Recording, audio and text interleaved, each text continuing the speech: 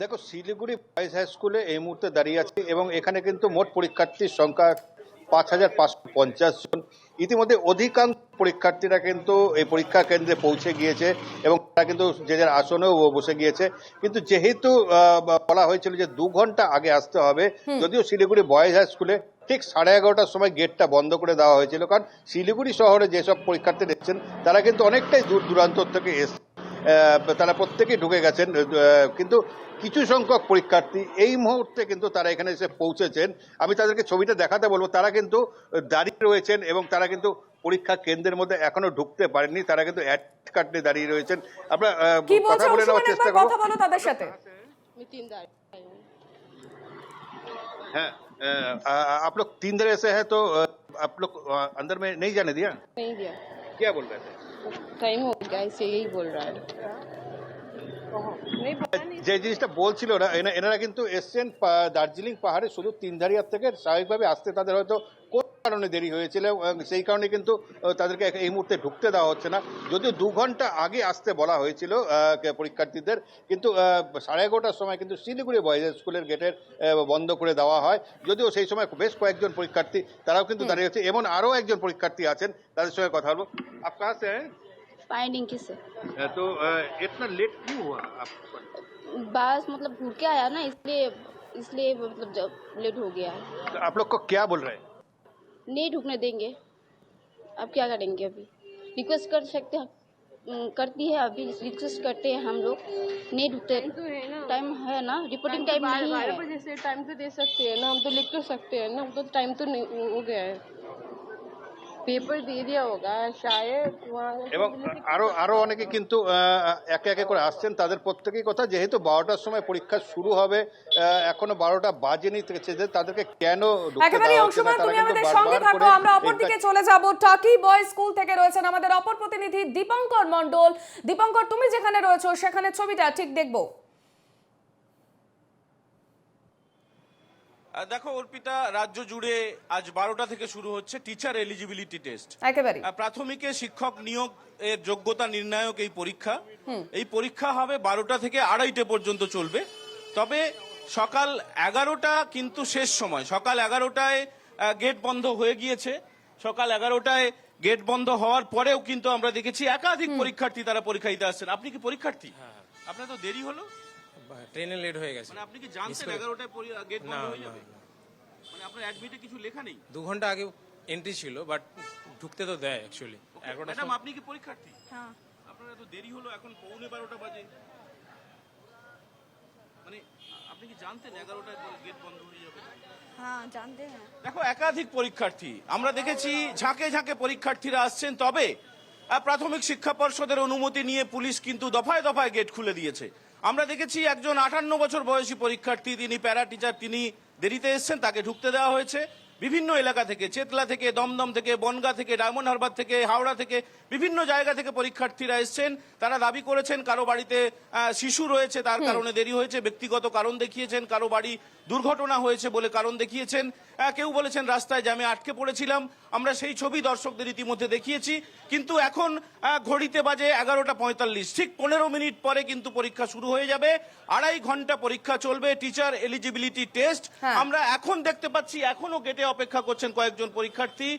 এই একজন পরীক্ষার্থীকে আমরা দেখাচ্ছি দর্শকদের, তিনি অধীর আগ্রহে অপেক্ষা করছেন, তিনি উদ্বেগের মধ্যে সময় কাটাচ্ছেন। কর্তৃপক্ষ তাকে ঢুকতে দেবে কিনা আমরা এখনো জানি না। তবে কথাবার্তা চলছে পুলিশের তরফে। ভিতরে খবর দেওয়া হয়েছে টাকি বয়েজে যারা দায়িত্বে আছেন, খবর গিয়েছে প্রাথমিক শিক্ষা পর্ষদে। তুমি জানো যে প্রাথমিক শিক্ষা পর্ষদ সল্টলেকের অফিসে একটি কন্ট্রোল রুম খোলা হয়েছে। রাজ্য জুড়ে বিভিন্ন জেলায় সমস্যা হচ্ছে কিনা, লেট করে এসেছিলেন তাদেরকে ঢুকতে দেওয়া হলো, সেই ছবি আমরা দেখতে পাচ্ছি। কিন্তু একদমই, দেখো এক্ষেত্রে পুলিশ মানবিক এটা বলা যেতেই পারে, এবং প্রাথমিক শিক্ষা পর্ষদ তারাও বিবেচনা করে তারা কিন্তু গুরুত্ব দিয়ে দেরিতে এলেও, যদিও ঘোষণা করা হয়েছিল সকাল 11টায় গেট বন্ধ হয়ে যাবে, সঙ্গে কোনো মোবাইল ফোন থাকবে না, কোনো ইলেকট্রনিক গেজেট থাকবে না, কোনো গয়না পরে আসা যাবে না, এবং পাশাপাশি পরিচয়পত্র সঙ্গে রাখতে হবে। একটি দীপঙ্কর, তুমি আমাদের সঙ্গে থাকো। আমরা ফিরবো বীরভূমে অঞ্জনের কাছে। অঞ্জন, ইতিমধ্যেই আমরা টাকি বয়েজের ছবি দেখলাম, যেখানে প্রচুর পরীক্ষার্থী দেরি করে এসছেন, কিন্তু তারপরেও তারা ঢুকতে পারলেন। বীরভূমেও কি সেরকম ছবি কিছু দেখা যাচ্ছে?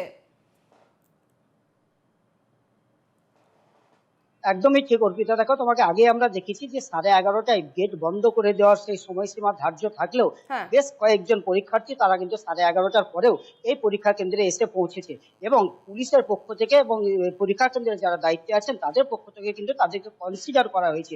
তবে দেখো কিছুক্ষণ আগেই সেই ঘন্টা বেজে গিয়েছে স্কুল এবং বিভিন্ন পরীক্ষা কেন্দ্রে তারা কিন্তু ঘন্টা বাজিয়ে ফেলেছেন, সুতরাং আর কাউকে প্রবেশ করতে দেওয়া হবে না, গেট অবরুদ্ধ করে দেওয়া হয়েছে। আমি যে স্কুলে রয়েছি বীরভূমের রামপুরহাট গার্লস হাই স্কুলে, সেখানে কিন্তু 1 মিনিট আগে সেই ঘন্টা দিয়ে দেওয়া হয়েছে এবং পরীক্ষা শুরু হচ্ছে, আর 10 মিনিট হাতে রয়েছে। সুতরাং এর মধ্যে পরীক্ষার্থীদের রোল নাম্বার এবং অ্যাডমিটের সঙ্গে তাদের রোল নাম্বার, তাদের ছবি যাচাই এবং তাদের পরিচয়পত্র সেসব নিয়ে কিন্তু যাচাই শুরু হয়েছে। দেখো আমি যে পরীক্ষা কেন্দ্রে রয়েছি সেই পরীক্ষা কেন্দ্রের সামনে বহু অভিভাবক তারা কিন্তু উৎকণ্ঠার মধ্যে দাঁড়িয়ে রয়েছেন এবং এই অভিভাবকরা তারা যেমন রয়েছেন তাদের পরীক্ষার্থীরা তারা ভেতরে পরীক্ষা দিচ্ছে যে আমার ওয়াইফ পরীক্ষা দিচ্ছেন। আমরা এসেছি 12:30 সময়, আমরা দুর্গাপুর থেকে এসেছি ট্রেনের মাধ্যমে। একদম একদম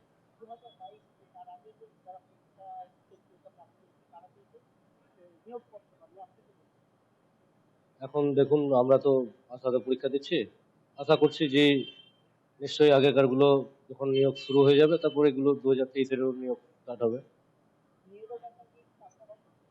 আশা তো রাখতেই হবে, নিরাশা রেখে তো আর কিছু করা যাবে না, আশা ছাড়া তো আর কোনো উপায় নেই। এটা 115 কিলোমিটার।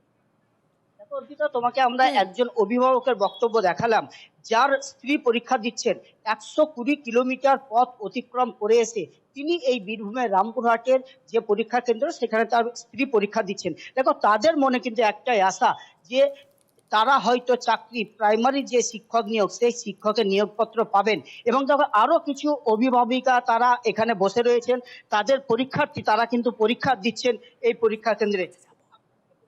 মেয়ে পরীক্ষা দিচ্ছে কোটাসুর থেকে, সাঁইথিয়া কোটাসুর। সেটা বলতে পারছি না,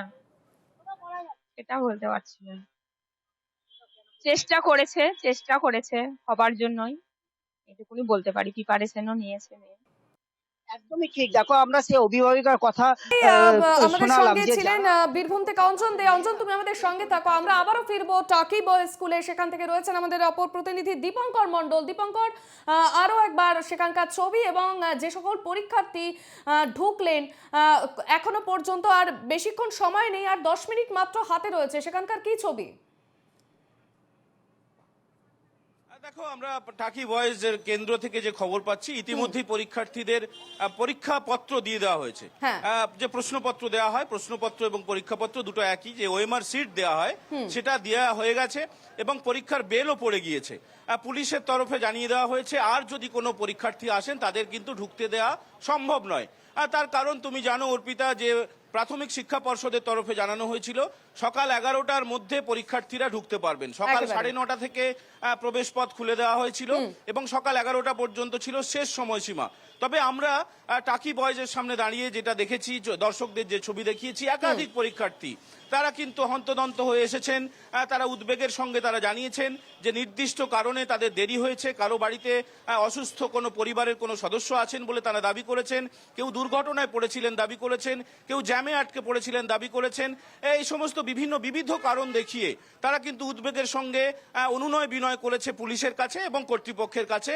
প্রাথমিক শিক্ষা পর্ষদকে জানানো হয়েছে। তুমি জানো প্রাথমিক শিক্ষা পর্ষদের সভাপতি গৌতম পাল তিনি আমাদের ইতিমধ্যেই জানিয়েছেন যে গোটা রাজ্যের বিভিন্ন জেলায় যে পরীক্ষা হচ্ছে তার কন্ট্রোল রুম করা হয়েছে সল্ট লেকের একেবারে আমরা দেখছিলাম 3 জায়গার ছবি। বীরভূম থেকে ছিলেন আমাদের প্রতিনিধি অঞ্জন দে, শিলিগুড়ি থেকে ছিলেন আমাদের প্রতিনিধি অংশুমান চক্রবর্তী এবং টাকি বয়েজ থেকে ছিলেন আমাদের প্রতিনিধি দীপঙ্কর মণ্ডল। তোমাদের তিনজনকেই আপাতত ধন্যবাদ।